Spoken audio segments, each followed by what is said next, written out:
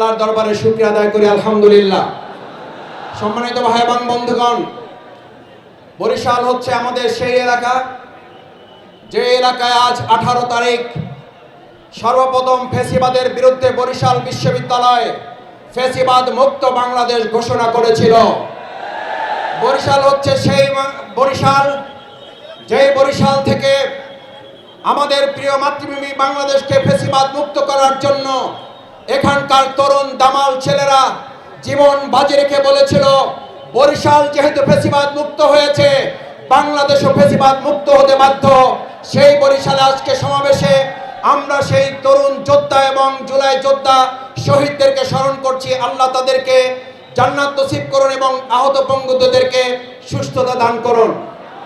সংগ্রামী ভাই এবং বন্ধুগণ, 17 বছর ফ্যাসিবাদ আমাদেরকে শুনিয়েছিল উন্নয়ন এবং উন্নয়ন, আমাদের মাথা থেকে নির্বাচনকে সরিয়ে দিয়েছিল।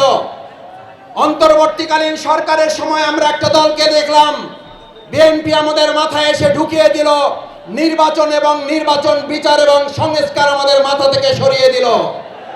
আমরা একটা কথা বর্তমান সরকারকে জানতে চাই, যদি জুলাইয়ের উপরে ভিত্তি করে সরকার প্রতিষ্ঠিত হয়, তাহলে এখনো পর্যন্ত শেখ হাসিনাকে বিচার করার জন্য বাংলাদেশে আমরা তাকে ফেরত আনতে পারলাম না কেন?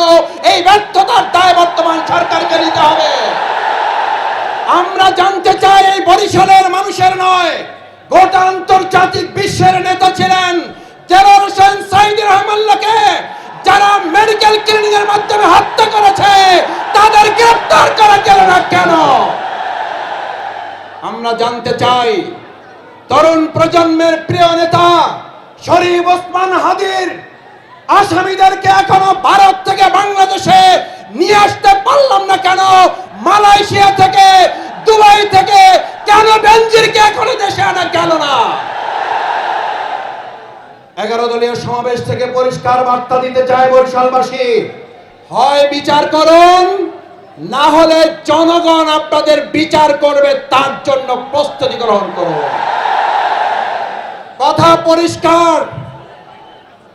একদল ফ্যাসিস্ট আমাদেরকে বলেছিল উন্নয়ন উন্নয়ন, নির্বাচন নাই, আর আপনারা এখন আবার নতুন করে নির্বাচন দিয়ে উন্নয়নের নামে বিরোধী দলকে বৈষম্যের মধ্যে ফেলে দিয়ে আপনারা বিচার এবং সংস্কারকে গুলিয়ে দেওয়ার ষড়যন্ত্র করছেন।